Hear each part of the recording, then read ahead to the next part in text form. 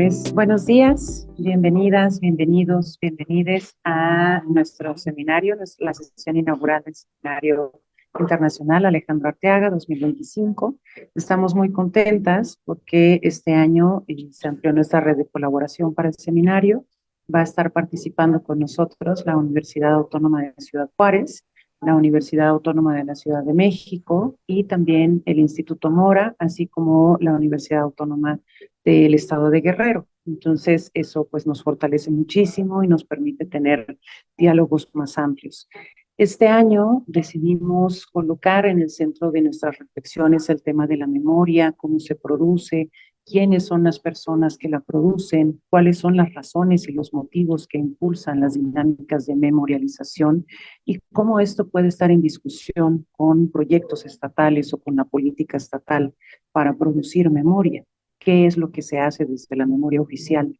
¿No? Un poco son los dilemas que tenemos desde hace varios años.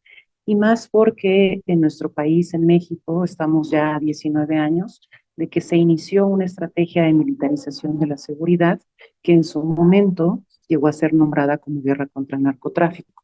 Precisamente por eso, el día de hoy tenemos una sesión bastante nutrida. Participa Jorge Verástegui desde México, Flavia Fama desde Italia, lo cual nos tiene muy emocionadas poder escuchar qué hacen desde aquel lado del océano, y Berta desde Guatemala. La intención hoy es conversar alrededor de la memoria contra la impunidad y el olvido, producción de verdad y semillas de resistencia frente a las violencias. Lo titulamos en América Latina, pero en realidad pues puede ser frente a estas violencias estatales o estas violencias que se vinculan con el Estado desde las redes de macrocriminalidad. El día de hoy, uno de nuestros ponentes tiene un compromiso laboral, entonces vamos a cambiar la dinámica que hemos tenido o solemos tener en los seminarios. Vamos a escuchar a nuestro ponente de 15 a 20 minutos y después abrimos el espacio para que quienes nos siguen en redes o quienes están conectadas a través del Zoom puedan hacerle preguntas a quienes participaron. Vamos a iniciar el día de hoy con Jorge Verástegui, que es licenciado en Derecho por la Universidad Autónoma de Nuevo León, con especialidad en Derecho de las Personas Desaparecidas y sus familiares por la Universidad Autónoma de Coahuila. Tiene además una maestría en Derechos Humanos y Democracia por la Facultad Latinoamericana de Ciencias Sociales. Jorge es cofundador de Fuerzas Unidas por Nuestros Desaparecidos en Coahuila, FUNDEC, en Nuevo León, FUNDEN-L, y en México, FUNDEM, así como asesor de colectivos de familiares de personas desaparecidas. En los últimos años se ha dedicado al trabajo sobre procesos de memoria en casos de personas desaparecidas, resaltando el caso de la glorieta de las y los desaparecidos y la ruta de la memoria en la Ciudad de México. También ha coordinado las publicaciones Memoria de un corazón ausente, Historias de vida, publicado en 2018, Tinta para la memoria, publicado en 2020. Estos textos recogen los testimonios de familiares de personas desaparecidas. Y la publicación más reciente es Abril en la memoria, 30 años, publicado en 2021. Este texto narra el proceso de memoria de las explosiones del 22 de abril de 1992 en Guadalajara, Jalisco. Te escuchamos, Jorge, bienvenido. Estamos muy contentas de poder escucharte. Muchas gracias por la invitación y pues gracias a todas las personas que se han sumado al seminario.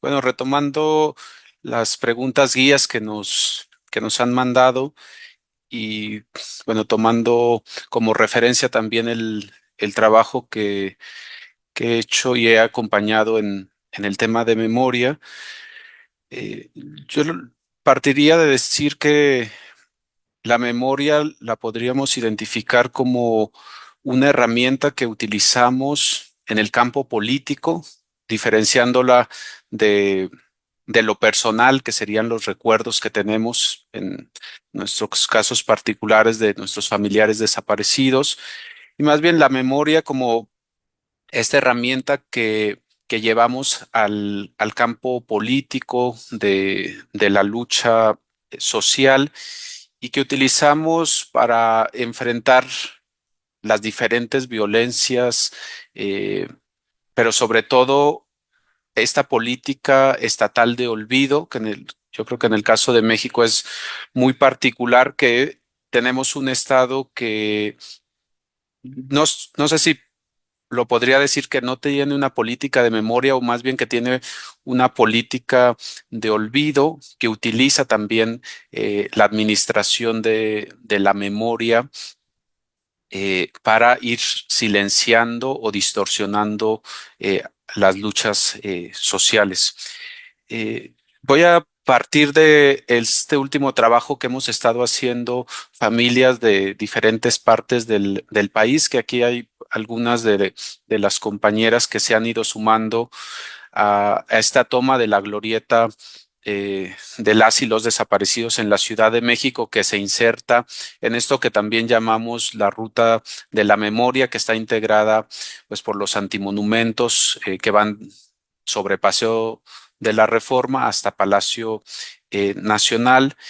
Y decir que este espacio que tomamos en mayo del 2022 eh, lo pensamos como un espacio de espera y de protesta permanente, pero también como una acción de búsqueda de nuestros familiares mediante la difusión de las fichas de búsqueda que colocamos en la glorieta y que lo pensamos justo como una herramienta para visibilizar la tragedia de las desapariciones, pero también la desatención de parte del Estado frente a la crisis de desaparición. Y creíamos importante tomar este espacio en Reforma, ya que es pues la avenida más importante del país, por donde no solo transitan miles de personas, tanto residentes en México como extranjeros que vienen de turismo, sino los mismos políticos, las mismas autoridades que tienen que transitar todos los días por ahí. Y lo pensábamos justo para los políticos como un recordatorio permanente de ese pendiente que tienen frente a nuestros familiares desaparecidos y frente a nosotras como familias. Y me parece que el tema de la glorieta muestra lo difícil que es no solo abordar el tema de desaparición, sino el tema mismo de la memoria y cómo va trazando eh, o más bien definiendo a un Estado que a pesar de la administración actual y la anterior, eh, decir que son un régimen diferente. Lo que vemos con el caso de la Glorieta es que al final sigue siendo el mismo Estado operando de la misma manera, con discursos similares o a veces tratando de endulzar eh, los discursos, pero que es un Estado al que le molesta que le recordemos que tiene un pendiente, le molesta que digamos que hay personas desaparecidas y ¿Podemos cerrar el micrófono que se escucha por ahí, por favor, Isabel? ya. Y, y- y justo eh, pues las familias que empezamos con la toma de la glorieta pudimos observar cómo un gobierno que se supone que es de izquierda, que era el gobierno de la Ciudad de México, frente también a un gobierno federal que proviene del mismo partido, se vieron interpelados con esta toma e hicieron todo lo posible por eliminar nuestras protestas, al grado incluso de colocar vallas alrededor de la glorieta que llevan más de 2 años. O sea, el gobierno, un gobierno de izquierda progresista, decidió envallar la glorieta de las y los desaparecidos para evitar que nos apropiáramos de ese espacio y montáramos ahí un, un memorial. Y me parece significativo esto porque es justo lo que a nosotras como familias nos ha tocado ver en administraciones anteriores a nivel federal, estatal y municipal, cómo los gobiernos hacen lo posible por eliminar estos espacios de memoria y tratar de maquillar la realidad, diciendo que no pasa nada. Y como decía la administración anterior en la Ciudad de México, que en realidad no había tantos desaparecidos, incluso en la Ciudad de México no había miles de desaparecidos como los colectivos estaban denunciando. Y me parece que aquí, frente a esta pregunta que nos hacen desde el seminario, si hay un diálogo con una política estatal, a mí me parece desde el ejemplo de la Glorieta que más que un diálogo hay una confrontación constante frente a quién trabaja la memoria. Pudimos ver la administración federal anterior que impulsó abiertamente el tema de memoria, incluso hicieron una propuesta de una ley general sobre memoria, dialogada con algunos familiares, pero no con todos los familiares y centrada principalmente en el tema de personas desaparecidas. Pero también se hicieron algunos sitios estatales, que aquí está Alicia de los Ríos, que denunciaba ayer el cierre justamente eh, de Circular de Morelia, que es un sitio de memoria que la administración anterior instauró como un espacio de memoria desde el Estado. Pero vemos cómo esta administración anterior, que tuvo cierto interés en el tema, hoy tenemos a una administración federal del mismo partido, se supone que también de izquierda, que no tiene interés en el tema de memoria, que no tiene interés en el tema de personas desaparecidas, que intenta silenciar lo más que se puede, incluso pues en la narrativa no, no percibimos ya el tema de personas desaparecidas desde el Estado, y por lo tanto se mantiene más que este diálogo una confrontación con un Estado que intenta poner su memoria y invisibilizar estas otras expresiones que nuevamente son expresiones políticas, aunque también son expresiones de amor, que es lo que nos impulsa a nosotros como familiares para mantener una búsqueda después de tantos años. Eh, y en ese sentido, pues me parece que la memoria, como la estudiamos o la estudian quienes se dedican eh, académicamente a estudiarla, pues es producto de estas luchas que muchos grupos vamos realizando, no necesariamente considerando las memorias, sino que con el paso del tiempo se quedan como fragmentos en la historia que alguien después llega a estudiar y dice, bueno, esto es memoria, y que nos ha pasado con los bordados, con los grabados que se hacen, con los mismos mosaicos, que en un primer momento no lo pensamos como una acción de memoria, sino que lo pensamos como una acción para visibilizar una problemática, para llegar incluso a la sociedad, que nos ayude en tema de búsqueda, y que después se va configurando con el paso del tiempo como algo eh, digno de estudiar, y que justo como es algo del pasado que recupera un evento determinado, lo podemos llamar memoria, y que somos pocos, creo que de colectivos de los que se pueden considerar derivados de la guerra contra el narcotráfico, que estamos utilizando el concepto memoria como tal, y ya no tanto, como les decía, como este resultado después de una exigencia política, porque nuevamente, digamos que estos trabajos, igual que el tema de búsqueda, de investigación, de identificaciones, pues son acciones que realizamos desde las familias y que son un tópico más, si se pudiera decir de alguna manera, dentro de todas las temáticas que tenemos, y que sinceramente pues no es el más importante, porque pues al final el más importante termina siendo siempre la búsqueda de nuestros familiares.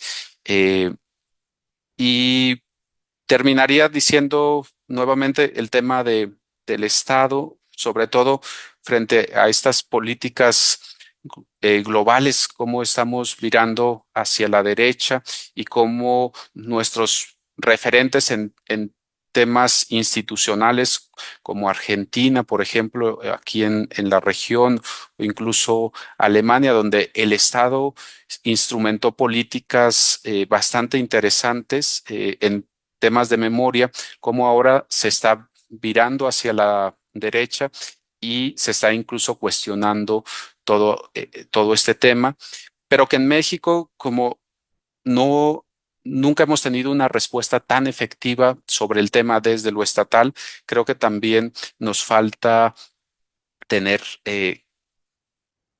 esa experiencia que no nos tocó vivir y ahí cerraría. Muchas gracias. Muchas gracias, Jorge. Si gustas quedar con tu cámara prendida, porque vamos a seguir ahorita el diálogo contigo, nos presentas un panorama bastante retador, particularmente en México. Desde hace varios años hemos estado intentando reflexionar desde pues, quienes trabajan, quienes acompañan procesos de memoria, a partir de procesos que han ocurrido también en Chile o en Argentina con políticas estatales de memoria donde parece que estas políticas son utilizadas para dividir a las familias. Pero tú nos hablas más y además con la experiencia que tienes en el noreste y con los colectivos a los que acompañas de un Estado que insiste en borrar, en bloquear. Tenemos por ahí un micrófono abierto, si lo pueden cerrar, por favor. Eh, gracias. Borrar los ejercicios de memoria. Pensemos en la glorieta donde estaba la fiscalía, ¿no? Que se tomaron la libertad de anular todos los mosaicos que las familias habían solicitado que se instalaran ahí. Y no solamente es quitarlos, sino que se esforzaron en destruirlos, en dejarlos hechos añicos, ¿no? Entonces, insistentemente el gobierno muestra y además con actores o acciones que permiten decir que no es el gobierno, que no es la fiscalía. Ana Enamorado ha sido protagonista de este tipo de despliegues de gobierno, ¿no? Insistentemente retiran los memoriales que hace para su hijo, que tiene más de 10 años desaparecido en nuestro país. En este sentido, te hacen una pregunta respecto a cuáles son los retos de impulsar proyectos de memoria cuando estamos frente a gobiernos que fomentan la impunidad y facilitan la anulación de los relatos de personas sobrevivientes y de las familias de las víctimas. Y tenemos otra más, déjame ver. Nos mencionabas que hay un cruce entre dinámicas de búsqueda y memoria en nuestro país y que estos memoriales son parte de las estrategias de búsqueda. Pensemos que ayer en la glorieta de las y los desaparecidos hicieron pues una cobertura con fichas de búsqueda. ¿Cómo ayudan estos memoriales para otros principios como la verdad y la justicia? Por favor, te escuchamos, Jorge, mientras llega alguna otra pregunta. Sí, bueno,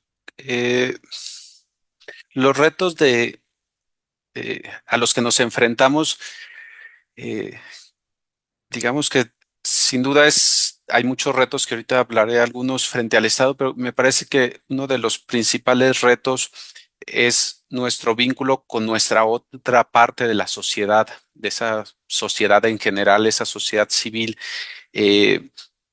que no logramos, digamos, empatar y como les decía, parte de de estos trabajos es justo llegar a más personas, pero uno de los retos y quizás uno de los más importantes es cómo romper o achicar ese espacio que hay entre quienes tenemos esta denuncia y esta urgencia de encontrar frente a una sociedad que tiene también muchos problemas y simplemente pasa de largo. Nosotros lo vemos en las acciones que hacemos en la glorieta, donde hay personas que pasan y ni siquiera voltean a ver qué está ocurriendo, porque hay como tanto ruido, tantas cosas y se vuelve de pronto algo más dentro del panorama caótico de la ciudad y sobre todo ahora en el tema del Estado, el reto desde, yo lo digo desde nuestro trabajo, es tratar de entender que sigue siendo el Estado nuestro opositor principal y que más bien es cómo logramos no caer en las redes de administración que nos va poniendo el Estado y también cómo no perdemos fuerzas frente a digamos, a estos ataques constantes que tenemos de parte del Estado. A nosotros en la Glorieta fue muy desgastante cómo íbamos, poníamos las fotos y la gente del gobierno de la Ciudad de México las retiraba. Eh, Ahora en marzo se va a cumplir un año que retiraron los memoriales que colocamos frente a Palacio Nacional y que hasta hoy no sabemos dónde están. Tenemos pruebas de que fue el gobierno de la Ciudad de México, pero el gobierno dice que ellos no saben nada. Ya mencionabas el tema del muro de la memoria frente a donde estaba la Fiscalía General de la República. En Coahuila ha pasado lo mismo, en Guerrero también ha ocurrido esto. Y creo que un reto muy humano es cómo no desgastarnos frente a tantas a tantas acciones y otra vez a tantas acciones que nosotras mismas como familias de pronto nos ponemos de si una búsqueda en tal lugar, luego una reunión con autoridades y otros espacios. Y eso lo pondría como los retos que yo identifico. eh, y el tema de cómo nos ayudan estas acciones. Nuevamente, el tema de las fichas de búsqueda que colocamos en la glorieta, las fuimos pensando como una respuesta frente a las vallas que nos colocaron. Dijimos, bueno, ustedes nos colocan vallas y pues nosotros las ocupamos, las intervenimos y lo que nos interesa es mostrar el rostro de nuestros familiares. Por eso es que son puras fotografías en un tamaño que la puedan ver desde la banqueta, porque eso es lo que queremos decir. Sí existen, aquí están, estos son los rostros que no quieren ver. eh, Como un mensaje político a las autoridades, pero otra vez, para quienes pasan, nos decían los compañeros de aquí de la Ciudad de México que unos conocidos de ellos justo les dijeron, oye, vi a tu hijo o la foto de tu hijo en las vallas que está ahí en la Glorieta en Reforma. Es decir, hay gente que los ve, hay gente que los reconoce y seguramente entre todas esas personas a lo mejor alguien los ha visto, sabe y nos puede dar información de ellos. Muchas gracias, Jorge. De alguna manera se vincula con alguna de las preguntas que se están dejando en Zoom. Claudia Navarrete, por ejemplo, te pregunta cómo hacer memoria sobre un hecho que sigue sucediendo. Creo que cuando pensamos en ejercicio de memoria nos remontamos a algo que ya pasó, pero en el caso de las personas desaparecidas es hacer memoria sobre algo presente. En este sentido, ¿cómo hacemos memoria de algo que es pasado, pero también presente? Salvador Salazar te pregunta si podemos hablar de una tensión entre acciones colectivas de memoria por familiares de personas desaparecidas y una lógica de estatización de la memoria, una política intencionada selectiva que termina por favorecer una especie de olvido o amnesia social. Erika Liliana López te pregunta cómo se han desarrollado las iniciativas ciudadanas de memorialización en el norte del país y cuál ha sido la recepción por parte de la sociedad. Y cerramos, creo que por ahí se agregó una más de Julio Mata. Tengo aquí a Diana Iris que nos dice, ¿consideras que la memoria contribuye al estigma de las personas desaparecidas y el trabajo sobre la memoria colectiva abona a la justicia? Y déjame ver si alcanzo a leer desde aquí la que nos hace Julio Mata. Dice, es un comentario. Como dice Jorge, memoria como política del pueblo, traer el aquí y el ahora contra la política del Estado, que es por un lado desconocer, minimizar y apropiarse para nuevamente desconocer y muchas veces estigmatizar. No olvidemos que cambió el gobierno.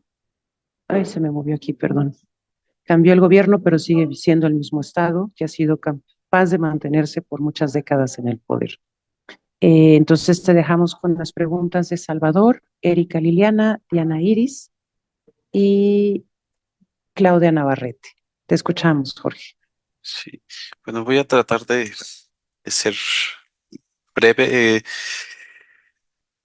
Hay- Hace algunos años, en alguno de estos seminarios que se han tenido sobre memoria, se discutía justo si era posible hablar de memoria en el caso mexicano, comparando con lo que había ocurrido en el Cono Sur, en otras partes del mundo, entendiendo eso como que cuando se habla de memoria se habla de algo del pasado y no de algo que está ocurriendo.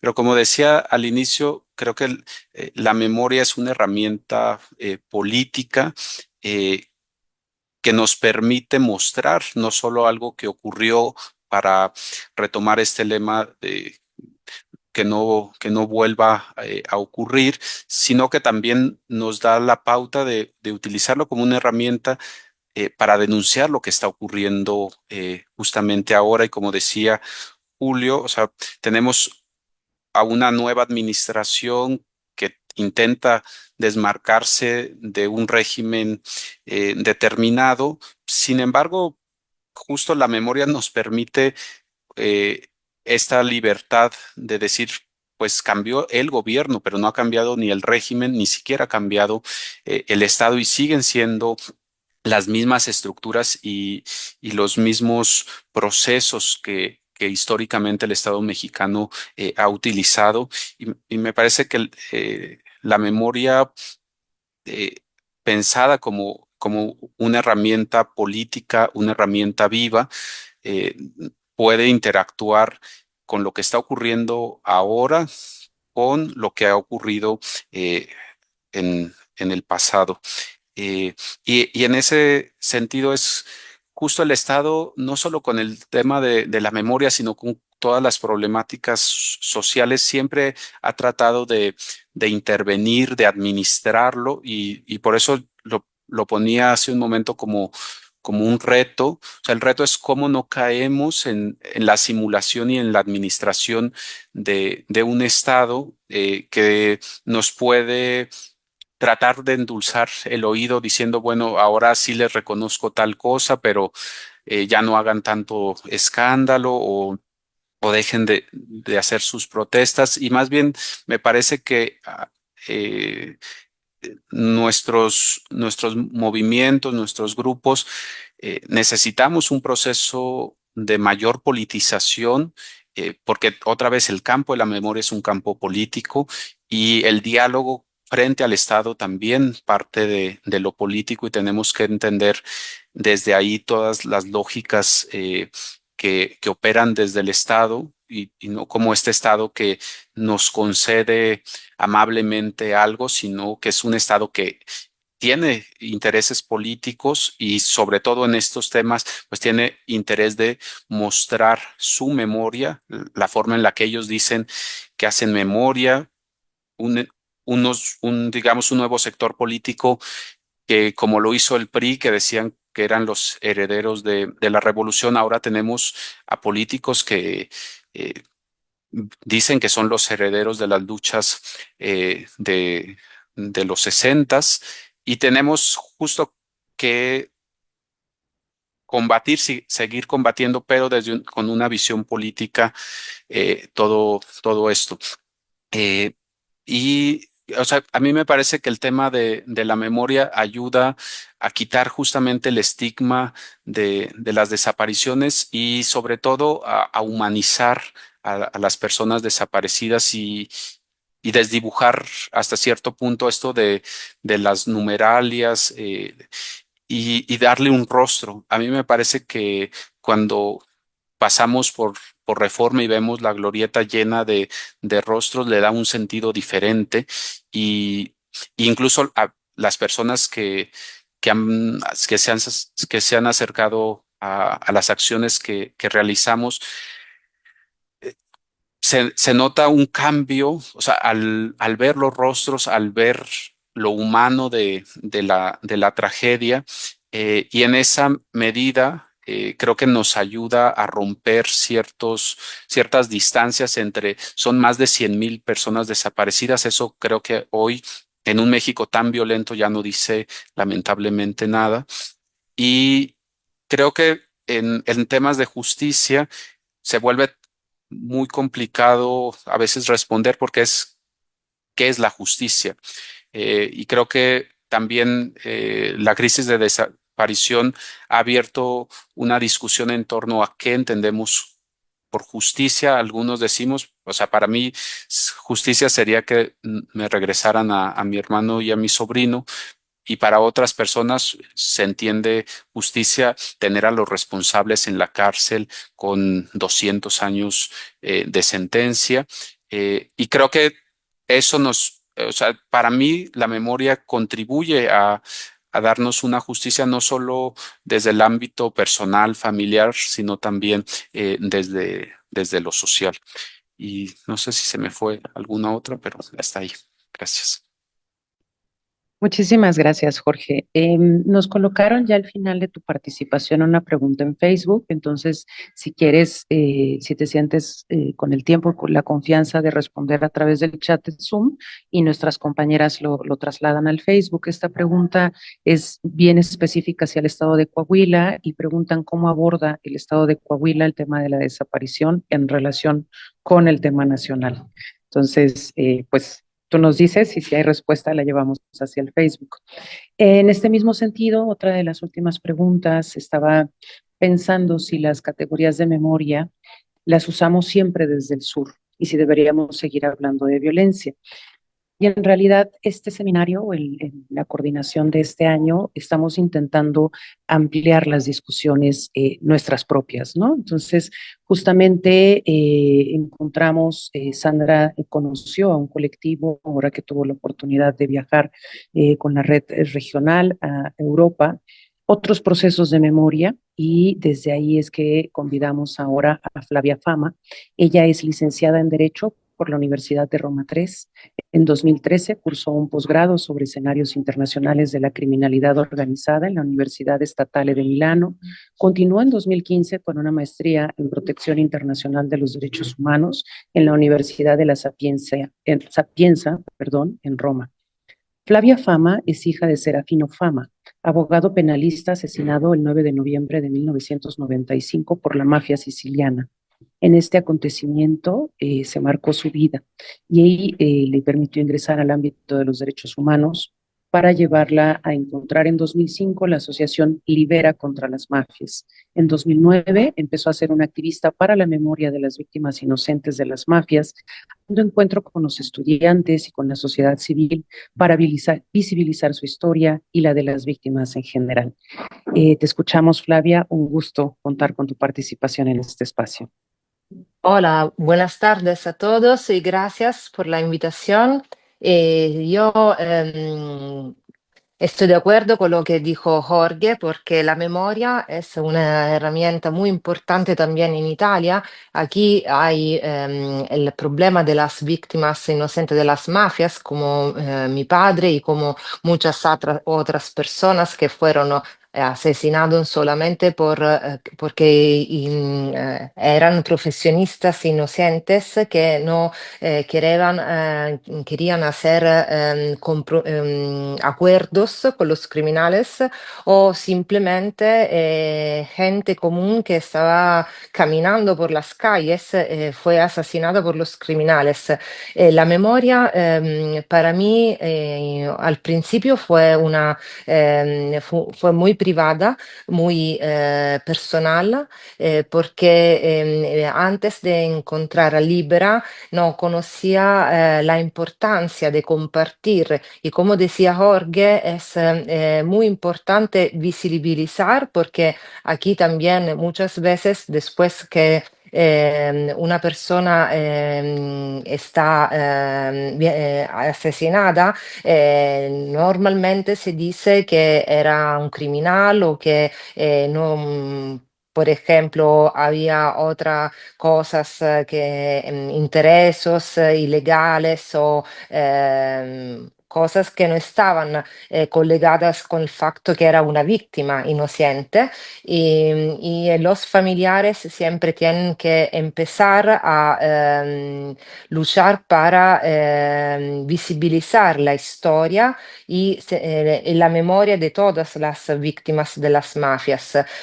Con Libera hay muchos proyectos también en América Latina. Yo fui a Ciudad de México en 2014, en 2013. Sí, y compartimos también el proyecto, por ejemplo, de los bienes incautados, porque Libera, con 1 millón de firmas, obtení una ley estatal para que todos los bienes incautados a los criminales se pueden reutilizar por fines sociales.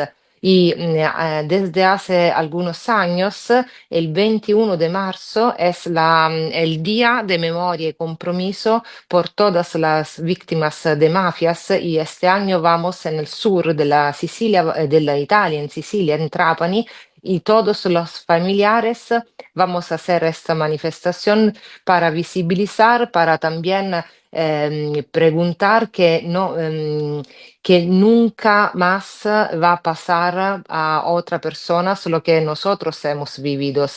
Es muy, me emociona siempre compartir esta historia con los familiares de desaparecidos, porque como le preguntaban a Jorge, hacer memoria de una cosa que está ocurriendo, yo creo que es, no sé si es más doloroso, es más difícil, porque en mi caso, en el caso de las víctimas, hay ocurrió y después hemos obtenido, por ejemplo, un proceso y el crimen es terminado por los desaparecidos, es como una herida que sigue cada día porque no sabe dónde están y por eso también Libera trabaja mucho para crear un puente de memoria y de compromiso con los familiares también en América Latina y en el resto del mundo. Y también, por ejemplo, hacemos un trabajo de memoria en Bruselas por la Unión Europea para que se uniforma la ley y también la ley italiana, porque por ejemplo la ley italiana cuando habla de los familiares habla de beneficios y no de derechos. Y nosotros pensamos que también las palabras son muy importantes porque nosotros no queremos favores al Estado, sino queremos preguntamos derechos. Primero el derecho a la verdad, porque el 70% de las víctimas italianas, perdón por mi español, no tienen verdad y no saben quién mató y por qué mataron al padre, al hijo, el esposo. Y esto es el primero, el derecho a la verdad, a la justicia y también que hay una ley, porque ahora nuestra ley reconoce el estatus de víctima si la persona fue asesinada después del 1961 y este límite temporal no, nosotros no estamos de acuerdo porque antes del 1961 han ocurrido muchas víctimas de la mafia en Italia y estos no tienen ningún derecho, por ejemplo. Y esto es un poquito el panorama general de lo que hacemos como memoria. Muchas gracias, Flavia. Pues nosotros sabemos poco, en realidad, en América Latina sobre las dinámicas de la mafia en Europa y en este caso en Italia. Entonces, quisiéramos aprovechar tu participación muy concreta para ver si nos puedes comentar cuáles son los dilemas que enfrentan las personas sobrevivientes a un atentado y que quieren posicionar sus relatos, o en este caso familias de las víctimas, como es tu caso, para insistir en esta inocencia que estás mencionando y que es algo que nos conecta con países en el Cono Sur, con países en Centroamérica y además ahorita a partir de tu relato con Europa. ¿Por qué resulta tan importante todo el tiempo que se esté diciendo estas víctimas son inocentes para que la sociedad y el Estado abra espacio para escuchar Sì. estos relatos? ¿No? ¿Cómo hacen ustedes para contrarrestar los intentos de criminalización? Porque en México nos pasa mucho en los últimos años. Hay una frasecita que molesta muchísimo en términos generales a las familias y a la sociedad que acompaña y que es solidaria, y que lo hacen para no investigar y para no impartir justicia, y es decir, en algo andaban. Entonces, esto que nos estás diciendo de las víctimas en los 60 y de la insistencia de plantear que son víctimas inocentes de la mafia, colinda con esta Sì. criminalización que tenemos en América Latina. ¿Cuáles son los retos que ustedes se enfrentan para construir memoria? ¿Qué elementos utilizan en Italia para memorializar alrededor de sus familiares, su profesión, sus prácticas, la vida cotidiana? ¿Qué espacios de pues, sus recorridos en Sicilia, en Italia, en las calles, qué espacios retoman para apropiarse y decir existimos y merecemos verdad? Entonces, en Italia los familiares impulsan haciendo la denuncia y aquí la policía va a investigar porque no está así corrupta como yo sé que es en América Latina, porque yo sé que muchas víctimas de desaparición forzadas son víctimas de Estado. Aquí en Italia no tenemos esta situación, entonces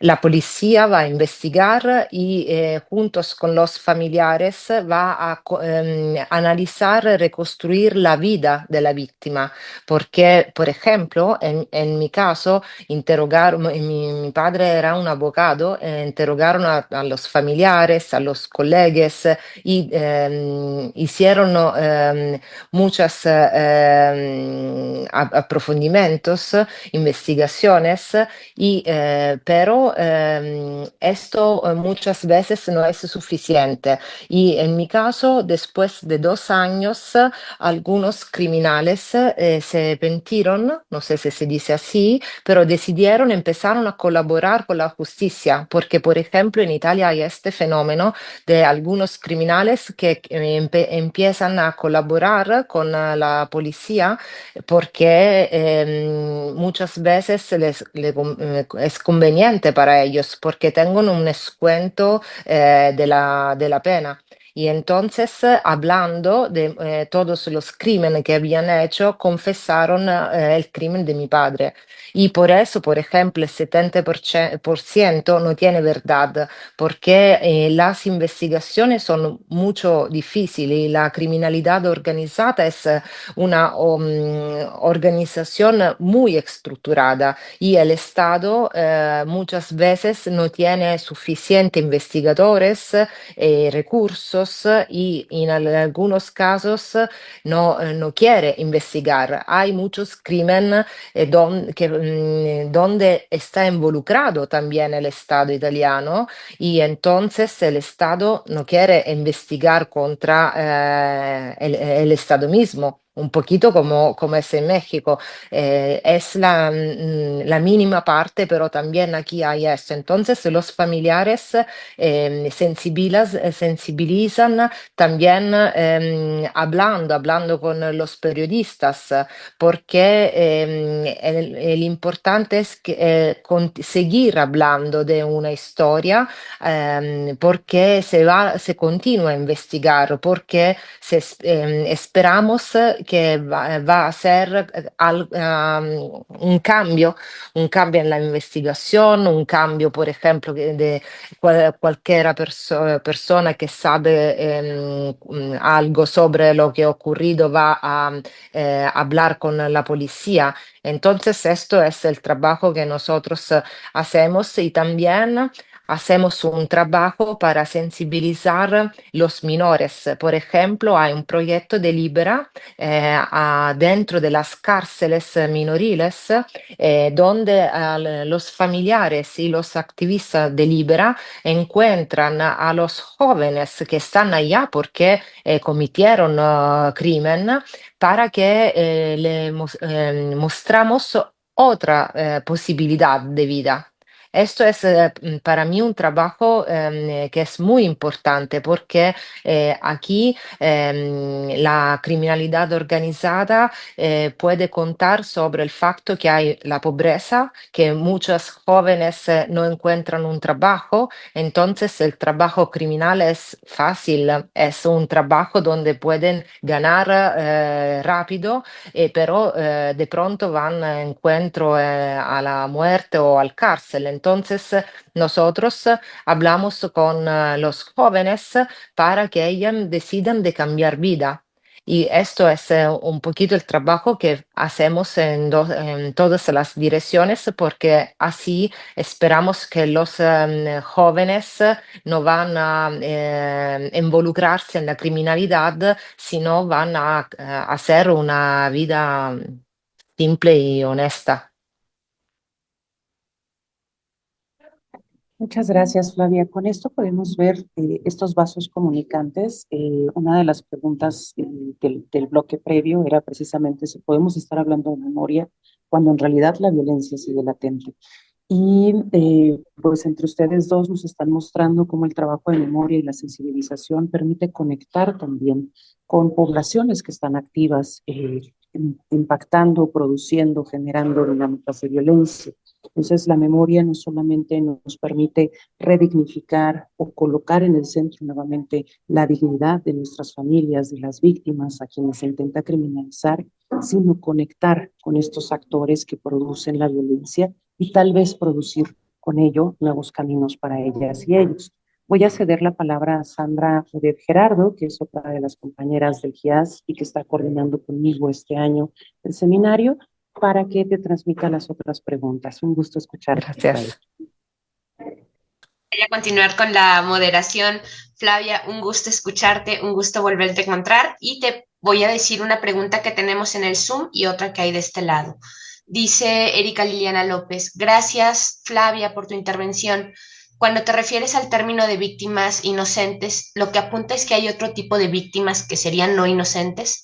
Esto abre un dilema ético donde las víctimas no inocentes, por ejemplo, familiares o personas pertenecientes a la mafia, son por defecto consideradas no inocentes y por tanto no tendrían legitimidad para acceder a verdad y justicia. ¿Podrías hablarnos un poco más de eso? Creo que lo has adelantado ahorita un poco, pero si pudieras hablar de eso y te pido otra, es si nos pudieras hablar un poco más de la ley de bienes incautados y cómo se relaciona con la memoria, que este es algo que en Italia está como, entiendo, funcionando para con las víctimas y nos empezabas a contar de eso. Entonces te dejo la palabra, Flavia. Ok, gracias.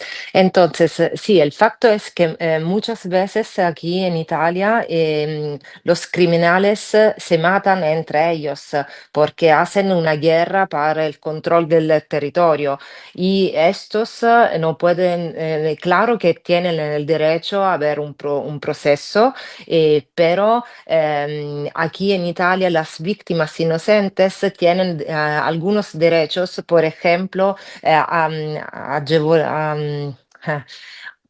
como una agevolación, no sé cómo se dice, para la salud, para acceder a las curas médicas y hay, por ejemplo,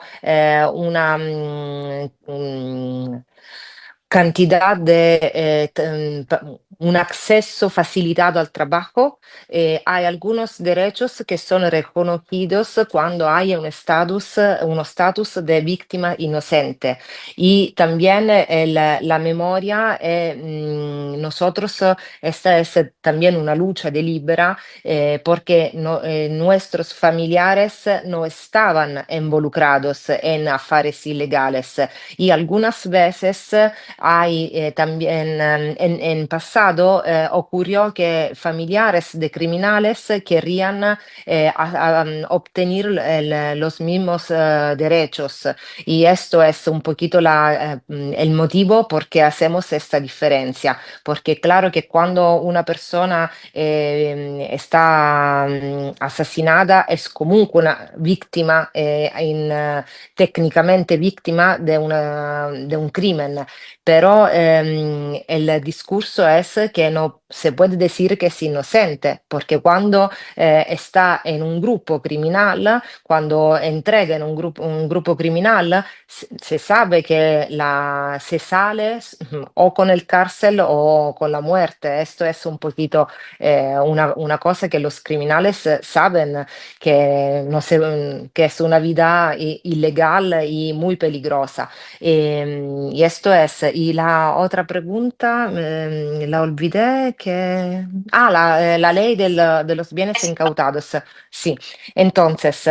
Aquí para nosotros es muy importante, es una ley del 1996 y también la presentamos en el distrito de Ciudad de México en 2013 porque funciona que es cuando los criminales son condenados, todos los bienes están incautados y se pueden reutilizar por fines sociales, por ejemplo, por cooperativas, por colectivos que trabajan con menores, con pobres.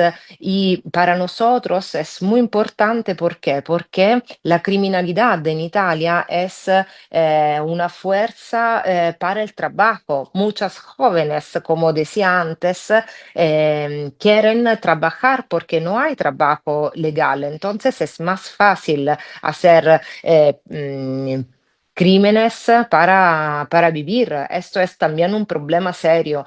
Y muchas veces una vez había un criminal que dijo, pero cuando un joven está buscando trabajo, ¿quién está allá? ¿Ustedes o nosotros criminales?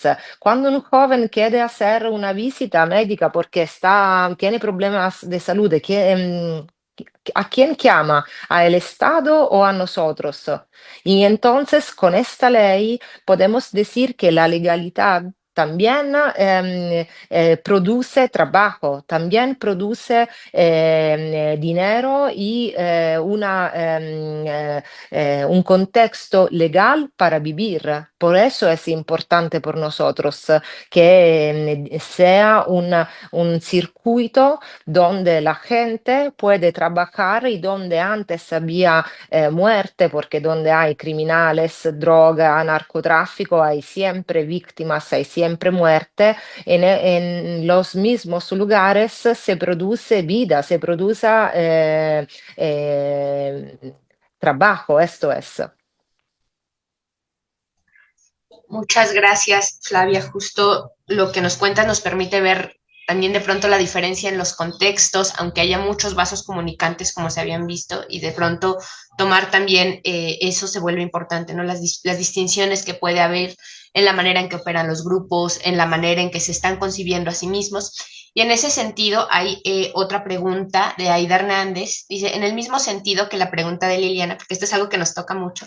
Quería preguntarte si las familias de los jóvenes reclutados por la mafia y asesinados no se han organizado, son estigmatizadas, tienen relaciones con ellas, porque cuando los tejidos comunitarios son rasgados por las violencias, secuelas de estas violencias afectan a las familias de quienes terminan enredados en estas violencias.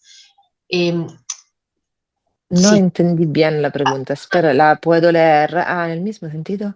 puedes leer en el Zoom, dice, en el mismo sentido que la pregunta de Liliana, quería preguntar si las familias de los jóvenes que son reclutados por la mafia y asesinados Ah, organizado.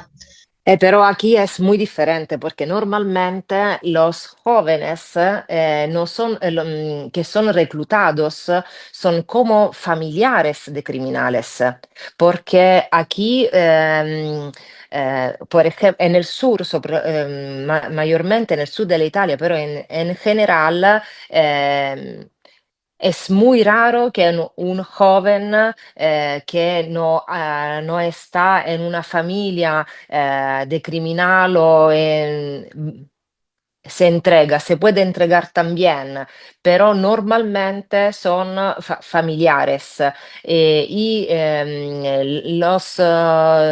Hay casos donde los jóvenes que no hacen parte de esos grupos empiezan con el narcotráfico, por ejemplo, pero no es una realidad como en México que las familias se organizan para que el hijo deja el grupo. Esto no lo sé, no es una realidad que conozco mucho aquí, em, pero normalmente es más difícil que los jóvenes hijos de criminales dejan estas familias. Porque es como el contrario, los jóvenes que no quieren continuar la línea criminal son estigmatizados para las familias criminales. Entonces, en este sentido, Libera hace este proyecto con las mujeres, las madres y los chicos para que Libera les ayuda a dejar el circuito criminal. Esto es donde Libera puede intervenir como proyecto, que es un proyecto que se hace también con la colaboración estatal, porque otra situación es también el rapporto con el Estado. Libera es independiente, es una asociación independiente, pero que hace acciones políticas y que trabaja también a nivel nacional y a nivel territorial con las instituciones, no con los partidos políticos, pero sí con las instituciones cuando estas instituciones son transparentes y son, como decimos nosotros, son sanas. Y en estos casos se intenta de ayudar a estos chicos. Y no sé si es mm, claro cómo respondí a la pregunta. Ok. Flavia, Sí, muchas porque entiendo que es muy diferente, porque allá tienen el problema que los jóvenes inocentes son reclutados y las familias tienes que defender y son criminalizados. Aquí son los jóvenes de las familias criminales o los jóvenes que buscan a los criminales para trabajar, pero no hay una esto estigmatización de las familias. Al contrario, si hay jóvenes que se entregan en circuitos criminales y las familias son contrarias porque son personas honestas, ellos son sostenidos para salvar, para ayudar al joven. Ecco, esto es. gracias, Flavia. Justo la intención también de tender estos puentes, incluso más allá de América Latina, es contrastar las posibilidades que tenemos de encuentro, las que no, y enriquecer, pues, con las experiencias que tienen en otros espacios lo que está pasando en México y que las experiencias que hay en México, que a veces son distintas, puedan enriquecer y ampliar, ¿no? Lo que pueden estar sucediendo en sus países, en este caso en Italia. Muchas gracias, Flavia. Ahora voy a darle el paso a nuestra tercer ponente del día de hoy. Nos vamos a regresar, vamos a volver a cruzar el Atlántico y venimos hasta acá, muy cerca. Vamos a Honduras, país muy cercano, muy querido. Y esta vez tenemos el gusto de contar con la presencia de Berta Oliva. Berta, si puede prender su cámara, por aquí ya la vi. Aquí está. La voy presentando. Berta Oliva es una de las 12 personas que fundaron en 1982 el Comité de Familiares de Detenidos Desaparecidos de Honduras. Actualmente funge como su coordinadora general. Berta también ha sido miembro fundadora de otras instituciones de derechos humanos que monitorean derechos especializados, así como una importante generadora de opinión sobre el tema en Honduras y me atrevo a decir que a nivel América Latina. Por razones de su trabajo, se ha convertido en interlocutora del tema y fuente de consulta de diferentes organismos internacionales y regionales. Asimismo, estas actividades humanitarias sentaron las bases para que en 1998 las 12 defensoras de derechos humanos más destacadas del mundo recibieran premios. En 2001 recibió el Premio Nacional de Derechos Humanos de la Comisionada Nacional de Derechos Humanos, presidido por el doctor Leo Valladares Lanza, entre otros premios y nominaciones por su ardua labor. Le voy a dar la palabra a Berta. Berta, ¿está usted por ahí? Habíamos tenido unos problemas de conexión. Vamos a tratar de solucionar en este momento con Berta por WhatsApp. Si por ahora hubiera alguna otra pregunta, alguno de los dos ponentes que quedaron, es el momento de hacerla en lo que logramos establecer la comunicación con Berta Oliva. Entonces, Mayek, Isa, si me pueden ayudar con las preguntas, en lo que, si hubiera otra pregunta de este lado, en lo que trato de contactar a Berta. Sí, bueno, creo que Jorge tenía que salir, todavía está por ahí. Si no, Jorge, en lo que se cumple el horario de tu trabajo, tenías pendiente una pregunta sobre el tema de desaparición en Coahuila. Y creo que Coahuila, pues es de varias formas y desde varios lugares emblemático.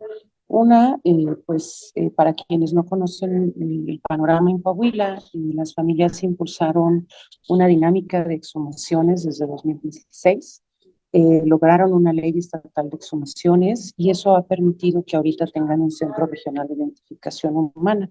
Comentamos esto porque en la tercera sesión vamos a reflexionar alrededor de las exhumaciones y cómo pueden articularse a procesos de memoria, cuáles serían las dinámicas respetuosas orientadas a la restitución, no solamente exhumar y llevar a otro panteón, ¿no? Esto también se ha cruzado con varias dinámicas de violencia masiva que han tenido en el Estado, entre ellas la masacre de Allende, y esto ha coincidido con algunos intentos estatales de generar memoriales, ¿no? En el caso de Allende hay un memorial, pero pues hay disputas entre las familias y hay algo parecido en Torreón, si mal no recuerdo, que hay dos memoriales, uno un poco oficial y otro de las familias, que es uno de los árboles de memoria que hay en el país.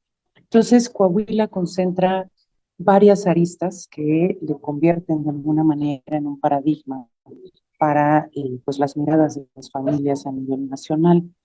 En este sentido, si tú nos puedes compartir un poco de cuáles son las discusiones que tienen alrededor de pues, los intentos estatales para pues, apropiarse de la memoria o dictar memoria. Mientras logramos, creo que ahí se está conectando la compañera Berta, ahí la vemos. Perdónanos, Jorge. Aquí estamos, no, ojalá lo logremos. Excelente, adelante, Berta, la escuchamos. Sabes, es lo peor que le puede pasar a uno, pensar que está listo y que en esencia no está listo para nada, ¿no? Pero bueno, la estamos escuchando bien, Berta, y si quiere le damos la palabra. Primero, gracias por la invitación y disculpas por esta terrible interrupción no normal. En el escuchar a mis antecesores me ha hecho sentir como muy tocada, ¿no? Pero me voy a ir refiriendo casi como a las palabras de inicio, ¿no? ¿Cómo entienden o cómo entiendo el tema de la memoria? ¿Cómo entendemos la memoria? Para nosotros, la memoria así en simple, son lugares donde sucedieron acontecimientos. Y la memoria que nosotros hemos definido y diseñado trabajar, pues tiene temporalidad. O sea, en lo que vivimos en la década de los 80, durante la implementación brutal de la doctrina de seguridad nacional, y en esa línea es que hemos iniciado a hacer un trabajo con el rescate de la memoria. ¿Y por qué creemos que son sitios donde sucedieron eventos, donde sucedieron hechos que se hizo con la intención desde el Estado, a través de sus agentes, borrar toda crueldad de lo que se estaba viviendo en esa época. Y por supuesto, nuestras demandas y reclamaciones le ponían la mayor opacidad posible.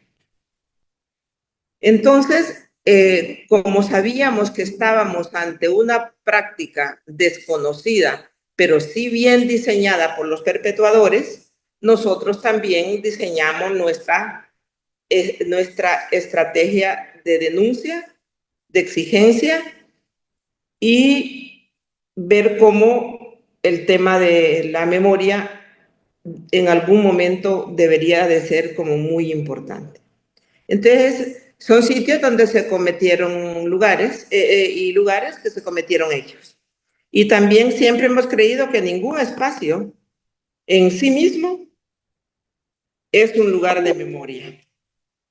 Lo que se convierte en lugar de memoria es que ahí tiene sentido de establecer ese criterio de memoria por lo que se ha investigado, por los hechos que se han dado, se han investigado y entonces recobra un importante significado en la vida y en nuestro actuar. Ciertamente que para uno hablar de memoria es hablar de más allá de la pura exigencia. ¿Por qué más allá? Porque en la búsqueda de espacios de memoria, eso representa siempre, siempre, siempre una compleja mezcla de sentimientos, de emociones, que yo no sé si a ustedes, me imagino que sí les ha tocado vivir. Esto incluye esas mezclas de emociones, incluye la esperanza, incluye primero, así como para la continuidad y echar a andar esa búsqueda. Entonces, tenemos un poco de esperanza o atesoramos la esperanza, la alegría, pero también nos preparamos para las frustraciones y el dolor. Realmente solo la sola posibilidad de encontrar o no encontrar lo que hemos fundado como esperanza o posibilidad de encontrar de encontrar osamentas de nuestros seres queridos, de encontrar pistas o objetos para continuar la búsqueda, realmente a nosotros nos enciende el corazón. Luego, esos son como primero lo que nos encontramos, lo que sentimos, porque ningún proceso, ningún sitio y ninguna memoria se da si no se entiende todo lo que esto conlleva. Y es el cuerpo, es la vida de toda una familia, es la vida de toda una comunidad, es la vida de un pueblo y es la vida de una nación. Porque estamos tratando de trabajar el tema de la memoria para, con nuestros propios esfuerzos, con nuestros propios argumentación, con nuestra propia necesidad de saber lo que nos han ocultado por años. Y cuando digo esto, casi nos referimos estrictamente al tema de la desaparición forzada, que por motivaciones políticas. Y nosotros cuando hablamos de temporalidad es porque si la ponemos abierto, pues se nos vuelve una cantidad de problemas y todavía es problema el tema de la desaparición forzada por motivaciones políticas e ideológicas. Si abrimos, no tendríamos la capacidad porque no somos el Estado. Somos una organización que surgimos por lo que nos tocó vivir con la desaparición forzada de nuestros seres amados. Entonces, la memoria la entendemos así. Es compleja, es necesario que la trabajemos, y por supuesto que yo no sé, pero en ese proceso de reivindicación del concepto de la memoria histórica, para mí, en nuestro país, es relativamente reciente. Y por supuesto que siempre ha sido una empresa, si es que podemos llamarlo así, irónicamente, una empresa que está llena, repleta de obstáculos, y obstáculos jurídicos, obstáculos políticos y obstáculos culturales. Pero para eso hemos venido trabajando y después de los 10 años de búsqueda, porque COFADE tenemos más de 40 años, 42 años, de estar demandando y exigiendo verdad y justicia, y desde luego que el Estado nunca ha sido benevolente para decir asumo la responsabilidad, excepto cuando hay una sentencia de la Corte Interamericana de Derechos Humanos. Entonces tratan de cumplir lo que no te significa y no se asume, son mandatos de la Corte Interamericana que reflejen cambios estructurales. Ahí entonces tiene que aceptar que sí es responsable del delito y de los hechos que se le imputa a la Corte Interamericana.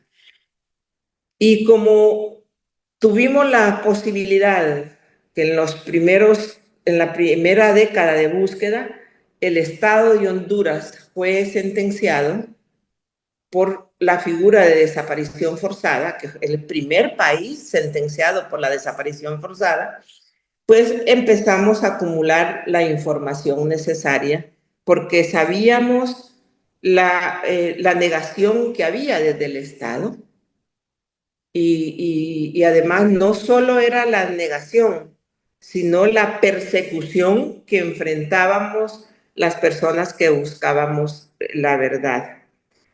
Es en ese sentido que fuimos haciendo lo que a continuación les vamos a decir.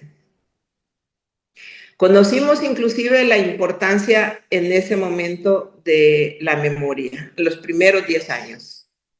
Ya teníamos claras nuestros desafíos. Era trabajar con el tema de la memoria histórica. ¿Cómo hacerlo? No era fácil. No era fácil, porque había negación aún del Estado y había estigmatización de los agentes del Estado o de los gobiernos de turno, porque era una política de Estado, era una política de los gobiernos cometer la práctica de la desaparición forzada y de los delitos que se convirtieron en delitos de lesa humanidad, como es la tortura, como la desaparición forzada y las ejecuciones arbitrarias, y ahora las violaciones sexuales. Todo eso se vivió en ese tiempo y en ese periodo.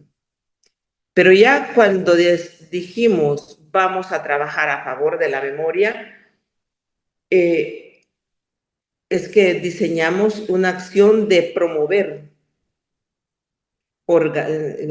¿Cómo vamos a promover la necesidad de saber, la necesidad de justicia? ¿Y cómo lo vamos a hacer? Organizando en los lugares donde más problemas de persecución política e ideológica se había dado y donde más desapariciones y asesinatos políticos y torturas se había generado. La primera ronda que hicimos en el tema de memoria fue, porque también se me pregunta, ¿cómo lo promueven? Lo hicimos con mesas. Creamos mesas de memoria en varios departamentos de nuestro país, Honduras. Y mesas de memoria nos sirvió una para concientizar, otra para organizar, y la tercera, una vez organizado y concientizado la gente beneficiaria de nuestra apuesta, pues nos facilitaba el acceso a la información. Teníamos información de primera línea. Y es ahí donde entendimos que la práctica y lo que aquí habíamos vivido en Honduras era nuestro propio holocausto. Y que nunca casi se dijo, se hablaba de otros países vecinos, de lo que se vivía en Nicaragua, de lo que se había vivido en Nicaragua, en Guatemala, en El Salvador, pero de Honduras no. Nosotras, en esa línea de terquedades unidas, era el tema de la memoria siempre fue en primera línea. Casi lo convertimos como en la línea vertebral de las acciones del COFARE. Y ante los horrores que nos contaban en los diferentes espacios de trabajo y mesas de memoria que habíamos creado, pues dijimos, esto tiene que tener alguna posibilidad de denuncia, de hacerlo. Si no lo hacemos las familias, ¿por qué no hay que pensar que los gobiernos van a asumir la tarea en nombre nuestro? Yo creo que esa es la tortura más fuerte y el doble castigo que nos hacen a los familiares, que no solo estamos sintiendo la ausencia, que no solo sentimos el dolor permanente, sino que asumimos la tarea de buscar, documentar, demandar, exigir y proponer a los mismos gobiernos que diseñaron la política, proponer qué deben hacer. Es una doble, ese es realmente, no tiene, para mí no tiene nombre lo que nos toca vivir. Pero lo que sí debemos rescatar en todo esto es que las familias de los detenidos desaparecidos nos arrebataron todo, pero no nos arrebataron la alegría, la esperanza y el coraje de trabajar.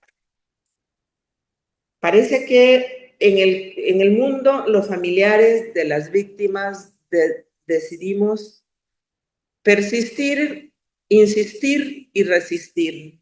Y algunas hemos resistido, imagínense esta vieja. Y así como yo hay mucha gente, pero lo digo con orgullo y complacencia. Porque cuando decidimos difundir lo que habíamos encontrado, ¿cómo hacerlo? Era a través de boletines que llevaran los rostros de nuestros detenidos desaparecidos y la información que podríamos ir encontrando para difundirla. Y lógicamente ese es un trabajo que hay que hacerlo muy fino, que ahora son los boletines de esa época, son parte de la historia, de la memoria del quehacer. Pero a la vez, en la tarea de difundir, creamos un programa ya con nombre y decisión de trabajar contra el olvido. Un programa radial que muchos lo conocen y que un día de esto vamos a participar en colectivo que se llama Voces contra el Olvido. O sea que un día de esto vamos a invitar para que hablemos de esta tarea, de esta apuesta. Y si es así, imagínense, por eso les hablo de esos tres conceptos: resistir, persistir y insistir. Este programa tiene 25 años, ya los va a cumplir. Y lo hacemos permanentemente. Y es fundamentalmente recordándole a los gobiernos que asumen el control del Estado, que hay una deuda pendiente. Y recordar a nuestros detenidos desaparecidos también es tarea nuestra. Y eso nos ha también permitido que el pueblo vaya teniendo conciencia de lo que aquí ha pasado. Luego, nosotras pensamos que la memoria tenía que ir más allá de lo normal, ¿no? Que no solo convirtiéramos en una frase porque entendimos que era una empresa difícil de echar a andar. Y hemos, como les dije antes, el programa de radio que se llama Voces contra el Olvido, el boletín de desaparecidos, este documento que ustedes ven elaborado por una nieta de un desaparecido, buscando el tesoro, que habla estrictamente, es un ensayo un ensayo que me parece muy bueno.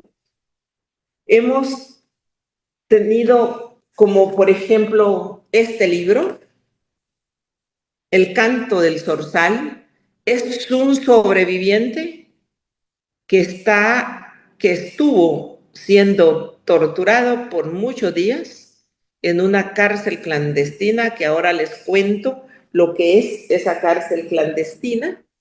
Luego, este libro, La Fuerza Social Revolucionaria, porque nosotros no podemos decir que eran buenos, que no se metían con nadie. Nosotros sí decimos que nuestros detenidos, desaparecidos y asesinados políticos sí se metían y sí hacían. Se metían con el sistema. Estaban en contra del sistema, en contra del saqueo, en contra de la entrega de nuestro territorio y el pisoteo de nuestro territorio, en contra de las intervenciones, en contra del neoliberalismo, en contra del Plan Cóndor. Sí hacían. Hicimos, por ejemplo, hemos publicado en conjunto con el hijo de un desaparecido argentino, un ciudadano argentino desaparecido aquí en Honduras, dejando su hijo, que también estuvo muy tierno, y hoy hemos publicado esta tesis doctoral de este hijo de un desaparecido de Argentina. Solo les digo esto porque usamos todo este tipo de instrumentos y ahí voy contestando la pregunta, ¿cómo promover la memoria? Nosotros hemos creído que la memoria no es llanto. La memoria es cultura. Y sabemos también los riesgos que significa trabajar con la memoria en contra del olvido. Lo sabemos. Porque, lógicamente, los perpetuadores aún están, las oligarquías están compactadas y no les gusta que se hable de esto. Pero como nosotros creemos que nuestra determinación fue luchar en contra del olvido, entonces así hacemos esta tarea de la promoción. ¿Qué es lo que hemos traído? Porque esos son nuestros proyectos, ese es nuestro proyecto de memoria. Identificar una cárcel clandestina, que es esta, donde les hablé del canto del jilguero, por ejemplo, donde estuvo este señor y así como él varios sobrevivientes y muchas personas de distintas nacionalidades torturadas, asesinadas y desaparecidas en ese lugar que nosotros le apostamos a que ese lugar se convirtiera en un museo. Y hoy hemos aperturado, el 8 de diciembre del 2003, lo aperturamos con el nombre Museo contra el Olvido. Si ustedes ven, tenemos Voces contra el Olvido, tenemos Museo contra el Olvido, tenemos el Hogar contra el Olvido. Hogar contra el Olvido es un sitio donde vamos a reflexionar y a debatir, a analizar y a respirar. Y es como la casa común, el hogar que nos arrebataron a todas y a todos. Entonces, esa es como los procesos que hemos venido trabajando en temas de memoria. Por supuesto, que ustedes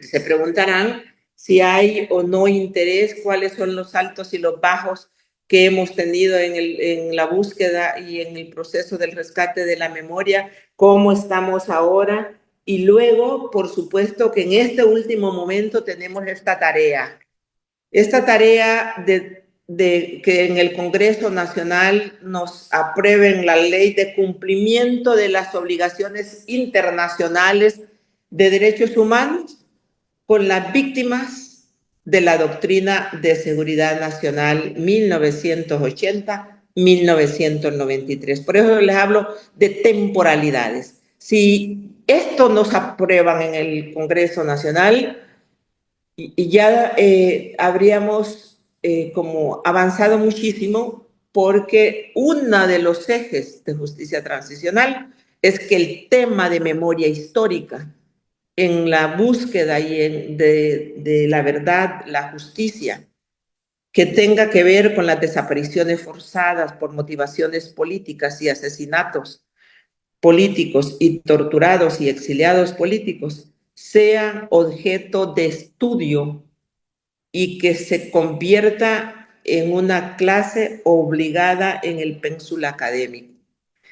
Esas son las rutas que hemos trazado. Son rutas que de repente alguna gente dirá que son peligrosas, otra dirá que son ambiciosas, pero nuestra apuesta desde un principio fue luchar por un Honduras libre de impunidad. Eso les indica que desde que surgimos teníamos claro el camino. Y luego, el tema de la memoria no es, con lo que les estoy diciendo, no es que la hemos terminado, apenas la iniciamos. Apenas la iniciamos. ¿Por qué digo esto? Porque alguna gente habla de el tema de justicia. Es un tema realmente de debate. La justicia va por varias vías. Que un Estado reconozca que se cometió crímenes, que hemos logrado que también se aperture el Museo de la Memoria. Fue un trabajo y una propuesta nuestra al actual gobierno, a la actual presidenta, y hoy hay un Museo de la Memoria que está ubicada en la antigua Casa Presidencial de nuestro país. Eso se ha logrado, pero no es que está todo dado y todo escrito. Hay mucho porque todavía no sabemos dónde están los restos de nuestros detenidos desaparecidos. Hemos hecho procesos también en esa lucha de búsqueda de verdad. Hemos hecho procesos de exhumaciones. En algunos casos, pocos, pero hemos identificado. Lo ausente realmente es que, aunque nos hayamos, no hemos tenido, no se han aperturado juicios. Y por supuesto que si luchamos porque los hechos no se repitan, tiene que haber el combo de la justicia. No solo es saber que lo hicieron, no solo es encontrarlos, no solo es recordarlos, sino que es también que se aplique justicia para garantizar y poder asegurar que los hechos del horror del pasado no se repitan. Así que la tarea empieza y que nuestro proyecto de memoria histórica en el tema de las desapariciones forzadas continúa, que tenemos una apuesta de masificar en la conciencia nacional. Hemos, por ejemplo, trabajado para que haya un día que se reconozca como Día de la memoria, verdad y memoria, oficialmente. O sea, cuando digo oficialmente, se ha logrado que en el Congreso Nacional haya un decreto y que ahora los 24 de marzo, igual que en Argentina, igual que en El Salvador, ahora en Honduras y creo que hay otros países que el 24 de marzo se conmemoran fechas importantísimas como es el tema de la memoria. Yo les dejo porque me dijeron 5 o 20 minutos y ya me pasé.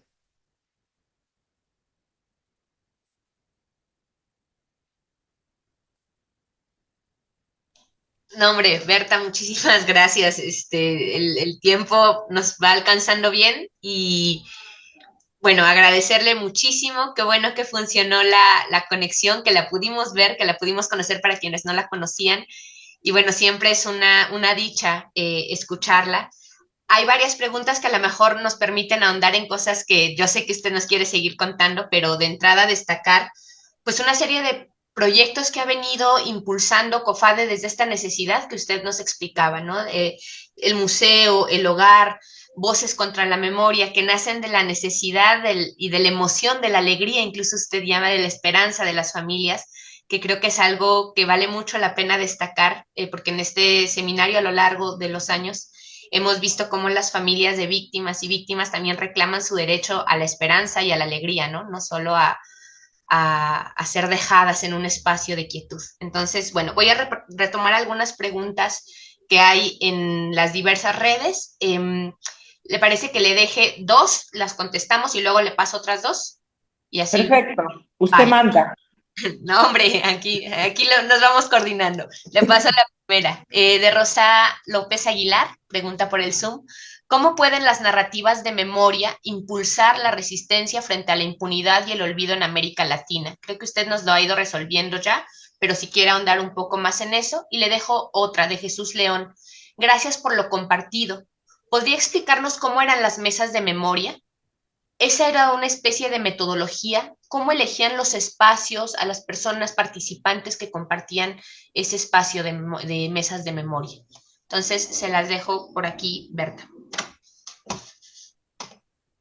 Voy por la última. Si creamos todo un proceso metodológico y ese proceso metodológico lo fue enriquecido por la información previa que manejábamos, donde se habían cometido graves violaciones a derechos humanos, desapariciones, intervenciones, porque ustedes no pueden olvidar que aquí en Honduras estuvo fuertemente presencia la contrarrevolución en nuestro país, que Honduras resistió 7 ejércitos en el marco de la implementación de la doctrina de seguridad nacional. Y eso no era que venían a darnos rosas, venían al exterminio lleno y pleno, ¿no? Pero también utilizar el territorio hondureño para atacar, para atacar los vecinos países como El Salvador, Guatemala y Nicaragua, que son fronterizos y que Honduras es estratégico. Que ya nosotros teníamos esa información, hicimos todo el paquete metodológico. Siempre COFADE tuvo como yo no sé si fue que tuvimos como muy estratégico.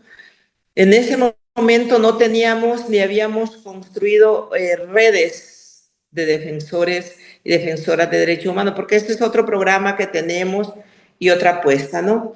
De defensores, sino que lo que teníamos eran referentes creíbles en los 18 departamentos del país. Y esos referentes era con quien establecíamos el contacto y depende inclusive la información que teníamos a través de los referentes, es que seleccionábamos los primeros lugares de la discusión para la formación y quienes podían integrar la mesa. Entonces, como teníamos ese plan metodológico, pues lógicamente, primero que era convocar a encuentros, a talleres. Luego talleres, luego los talleres servían para capacitar, luego seminarios y a veces participaban 50 personas de diferentes municipios del departamento. A veces quizá eran menos, a veces más, pero a nosotros nunca nos ha asustado los números. Nos han asustado que podamos tener asambleas enormes y que a nadie le podamos llegar a llegar al alma la importancia de eso. Entonces, la persistencia de la participación de las personas que eran convocadas, porque para hacer un taller, para organizarlos, perdón, no era en un taller, era en varias reuniones, teníamos procedimientos, cómo recuperar información, cómo recopilar datos, cómo ubicar los lugares donde se dieron hechos, con tema que después nos iba a servir para definir la ruta de la memoria, porque hemos definido también rutas de memoria. Y por supuesto que esas mesas entonces se instalaron y hicieron su trabajo, siguen siendo nuestros referentes y algunas de esos participantes son parte de la red de defensoras y defensores de derechos humanos que tenemos en diferentes departamentos del país. Por supuesto que el defensor tiene como otra dimensión, ¿no? Es capacitar para operar, para actuar donde hay violaciones de inmediato. Y nosotros siempre previmos que el tema de las desapariciones, pues que se han continuado desapariciones, ¿no? Hay mucho tipo de desaparición por el crimen organizado, por el narcotráfico, por el desplazamiento y el desarraigo del país en la búsqueda, en la línea migratoria. Lo que sí es que tenemos como la certeza que si resolvemos este problema de las desapariciones forzadas, de las que se iniciaron como producto para asustar y coartar el pensamiento crítico, pues lógico, podemos avanzar en lo otro. Y además, yo nunca, eso sí, debo decirles, que nunca creemos que los desaparecidos y desaparecidas son pasado, porque se dieron en los años 70, 80 o 90. Si no damos con el paradero de ellos, cada día que pasa se está cometiendo una violación de derechos humanos, de tortura para el derecho de las víctimas y para la familia y la sociedad. O sea, las desapariciones son continuadas hasta que los encontremos. Entonces no podemos hablar del pasado. Para COFADE y particularmente les digo, para mí el pasado debemos siempre tenerlo en el presente. Es de la única forma que podremos construir futuro. Si el pasado no es presente en temas de desaparición forzada, el futuro es incierto. Y la de Rosa, la primera que me hiciste ya no me acuerdo. Disculpen, ¿cuál fue la primera? Porque estaba hablando de las mesas. La primera pregunta que hizo Rosa López. ¿Cómo pueden las narrativas de memoria impulsar la resistencia frente a esa impunidad y frente al olvido? Rosa, las acciones que las convertimos en narrativas nos han servido de mucho, porque la apuesta de los criminales era que quedar en el pasado, que las lágrimas las tragáramos, que ni siquiera sollozáramos por lo que estaban cometiendo. Y nosotros hicimos todo lo contrario. decidimos gritar, hablar, hacer, demandar. Y eso nos ha llevado a que hoy día, seguimos teniendo detractores, por supuesto. Y esos detractores son fuertes, ¿no? Son muy fuertes. Por ejemplo, me quedé inmensamente sorprendida en una declaración de la más alta autoridad en términos religiosos en nuestro país, el cardenal Rodríguez, Óscar Andrés Rodríguez, el domingo pasado dijo que esas frases ni olvido ni perdón llenas de ideológicas, que siente lástima por esas personas, siente piedad porque solo hemos aprendido a odiar.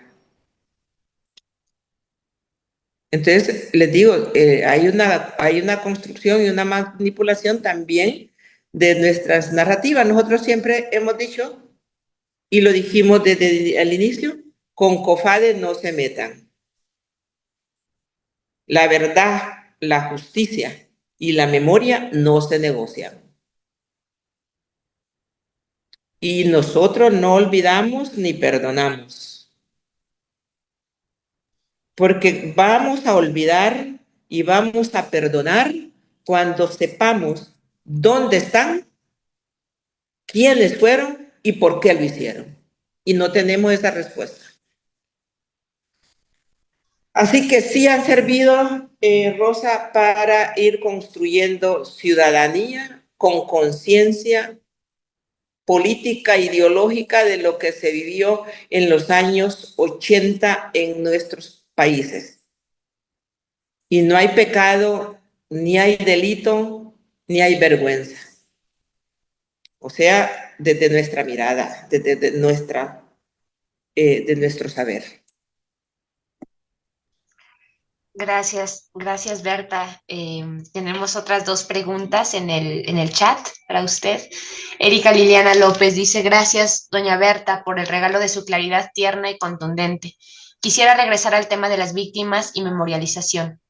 ¿Cómo hicieron en Honduras para reivindicar a sus desaparecidos que sí habían hecho algo, que sí se habían opuesto al neoliberalismo y al Plan Cóndor? ¿Cómo hicieron para contrarrestar esa criminalización social que había en contra de sus desaparecidos?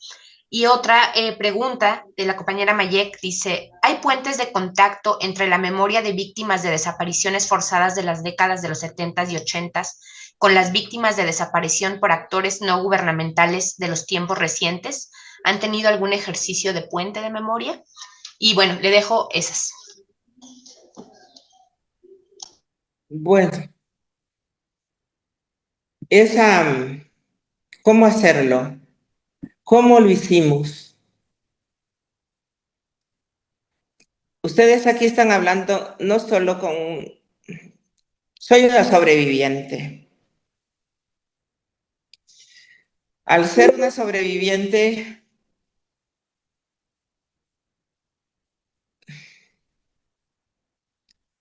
lo primero que uno se pregunta, ¿por qué sobreviví? Y si sobreviví, era para ser, no para quejarme. Ya había superado el dolor. Ya había superado todo eso. Entonces era para hacer, para acompañar, para estar segura que lo que se hacía, que lo que ellos demandaban, que lo que ellos construían, que lo que ellos organizaban, era a favor de las grandes mayorías. Y de las grandes mayorías es el pueblo desposeído. Y nuestro lado siempre es el pueblo. Entonces, no fue fácil, yo les digo, y si les comento, casi toda una vida he vivido con medidas cautelares, ¿no? Pero estamos aquí haciendo trabajo, estamos ubicadas, en ese sentido, somos muy tercas. Nos pueden hacer lo que quieran, nos pueden decir lo que digan, pierden su tiempo. Porque yo lo que sí sé y hemos aprendido aquí es que yo siempre cuando hay campañas, porque hemos enfrentado muchas campañas de estigmatización y de odio masivas desde los medios corporativos de comunicación, los dejo que se cansen, que hablen, los dejamos que se cansen, que hablen. Nosotros no perdemos nuestro norte. Y se necesita también a veces estar dispuesto a sentir que puede amanecer pero no puede anochecer, o viceversa, que puede anochecer pero que no puede amanecer. Y no ver la muerte como una tragedia, sino ver la muerte como un proceso de vida y de larga vida. Y la otra pregunta es que si hay puentes entre los que sufrimos la tragedia de la desaparición forzada.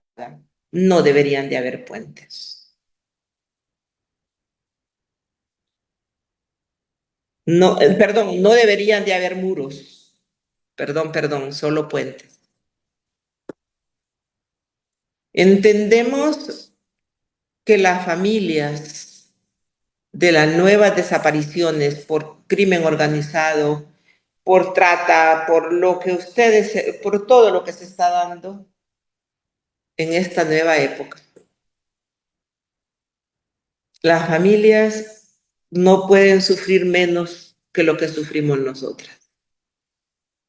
Y si en nuestra posibilidad está apoyar, hemos apoyado con los casos que nos vienen. Por eso tenemos información y podemos hablar de las diferencias y de lo diferente que es, pero también las coincidencias. Yo puedo decirles que donde hay un dolor de esta naturaleza, COFADE no puede ser indiferente. Dejaríamos de ser mujeres de familiares estrictamente revolucionarios y revolucionarias. Esos hombres y esas mujeres que se fueron en los 80, eso eran. Entonces, con claridad les digo que COFADE tampoco no mira ni color político, ni color de piel, ni estatus. Si hay un caso y se viene y llega a COFADE y miramos que hay violaciones de derechos humanos y que la persona que ha venido requiere de nuestro apoyo, de nuestra atención, lo hacemos sin vacilación.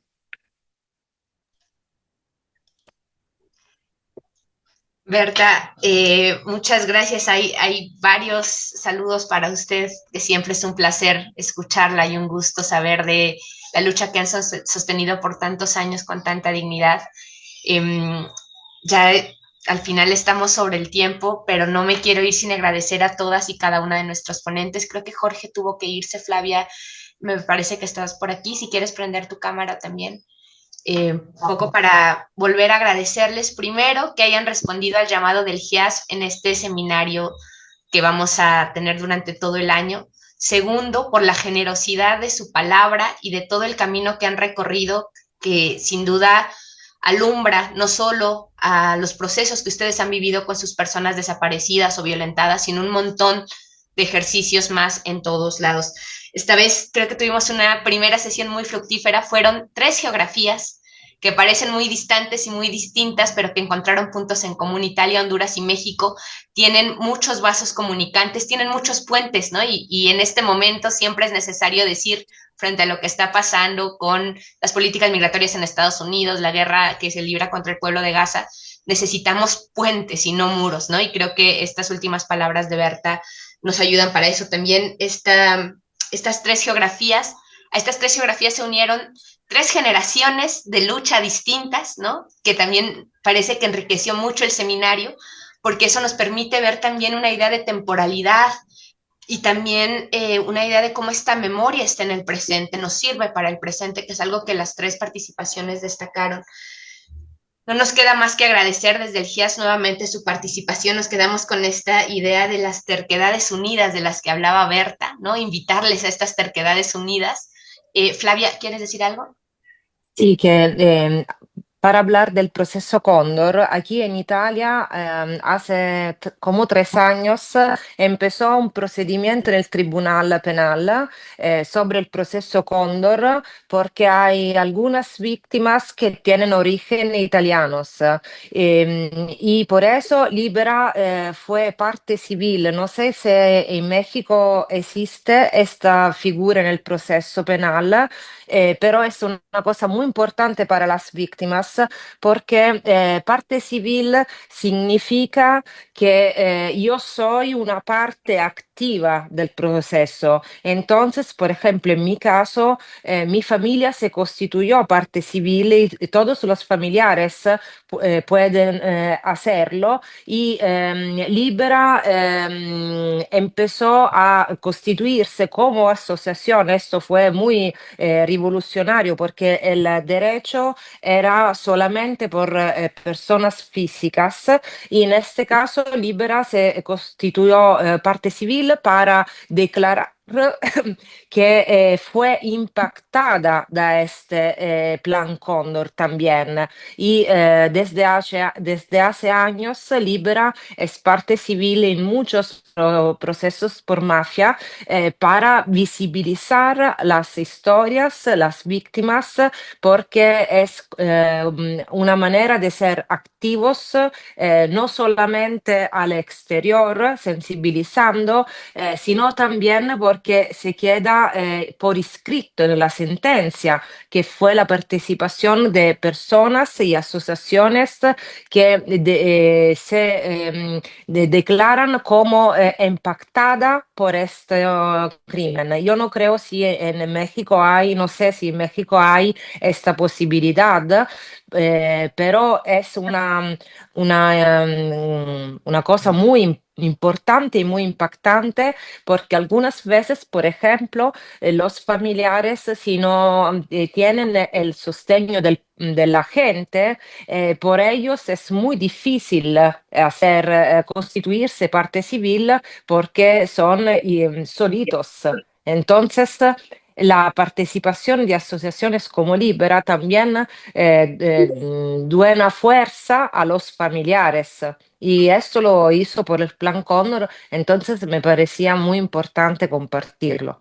Justo es otro de los vasos comunicantes, de pronto de las diferencias que quizá nos pueden ayudar a pensar. Y bueno, el seminario del GIAS siempre ha tenido la idea de unir terquedades, de unir necedades, de compartir, de seguir dialogando. El tiempo se nos termina aquí, pero los esperamos, les invitamos a ustedes, Berta, Flavia, Jorge, a los siguientes seminarios, porque este es un tema que vamos a estar discutiendo. Les agradecemos muchísimo por una primera sesión tan fructífera. Más allá de las vistas, de toda la gente que ha entrado, creo que muchos corazones se vieron tocados por lo que ustedes dicen y sobre todo nos ponen a seguir dialogando y pensando sobre el tema de la memoria. ¿Para qué? ¿Por quién? ¿Desde dónde? ¿Quién se la está disputando? ¿Cuánto trabajo hay en una acción de memoria? Y una cosa que se destacó de las tres participaciones es que la memoria, la justicia, la verdad, la búsqueda son acciones que van entrelazadas, ¿no?